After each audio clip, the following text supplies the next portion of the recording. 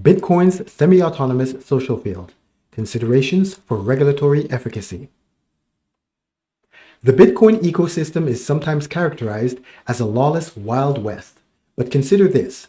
How does a public domain money system without the backing of a state or central entity thrive for over 11 years and store over $200 billion without ever being compromised? Contrary to the lawless narrative, Bitcoin is underpinned by a normative set of rules that perform much like a constitution and common law. These rules operate within a construct defined by socio-legal scholars as a semi-autonomous social field.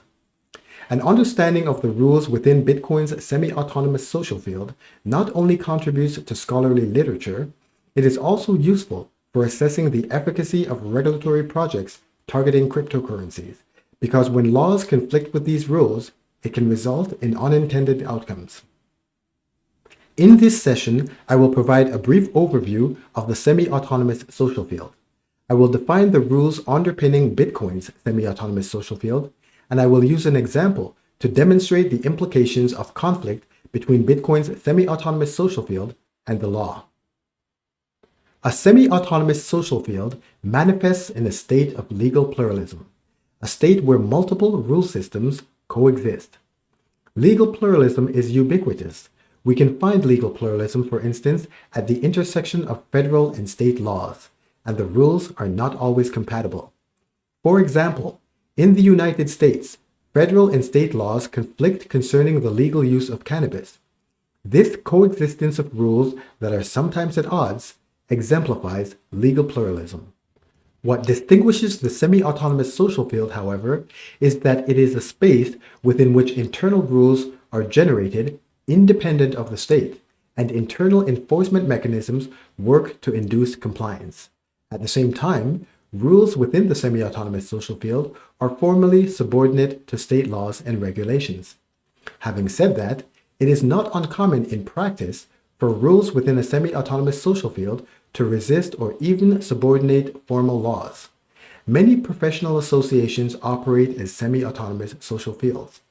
Indigenous laws, religious laws, and even the family unit constitute semi-autonomous social fields. Bitcoin does not have a head office. It does not have a CEO. It does not have any employees. It does not own any assets, patents, or copyrights. And it is not a registered company. Bitcoin is a public domain money system underpinned by a set of rules. Some of these rules are codified like a constitution in the Bitcoin white paper and its protocol. Other rules have been developed through practices that have been exercised and normalized like common law. My examination of Bitcoin's white paper and normative practices within the ecosystem have identified 13 rules, 8 of which are codified and 5 proxies. I would like to take a moment to expand on the practices that have been normalized as rules. Decisions by consensus.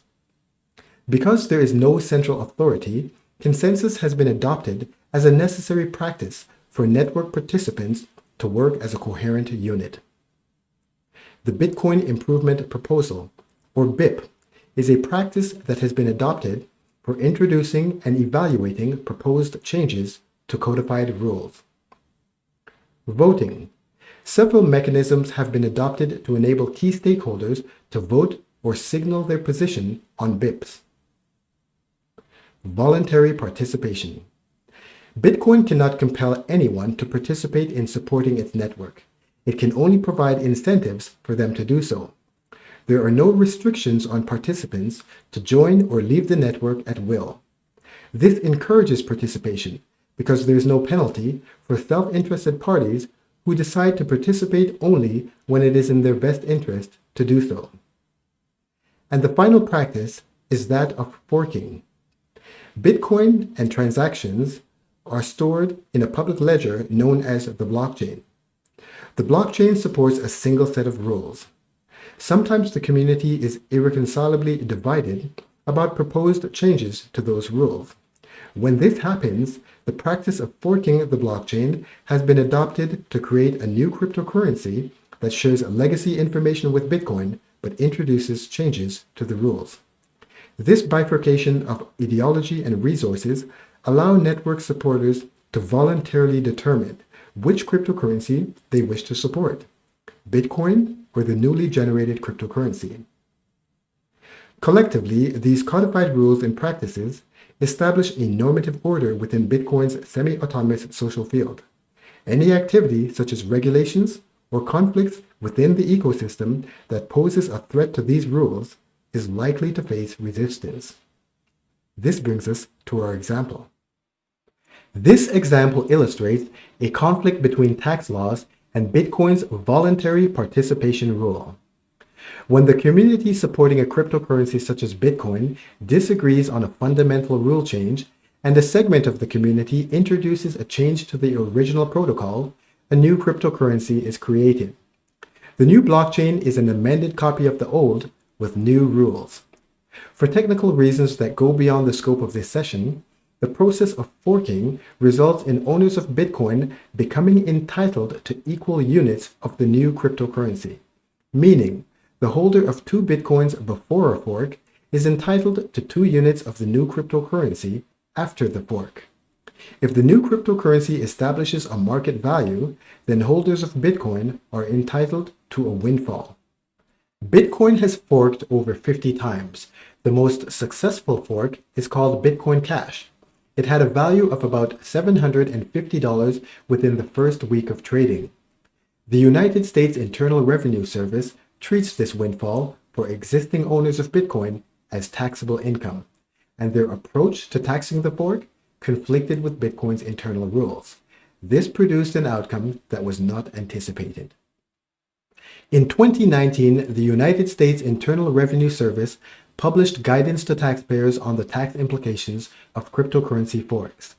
In the guidance, the IRS used examples to demonstrate that when a taxpayer has dominion and control over a cryptocurrency address that receives new cryptocurrency resulting from a fork, a tax obligation is established on that date and time.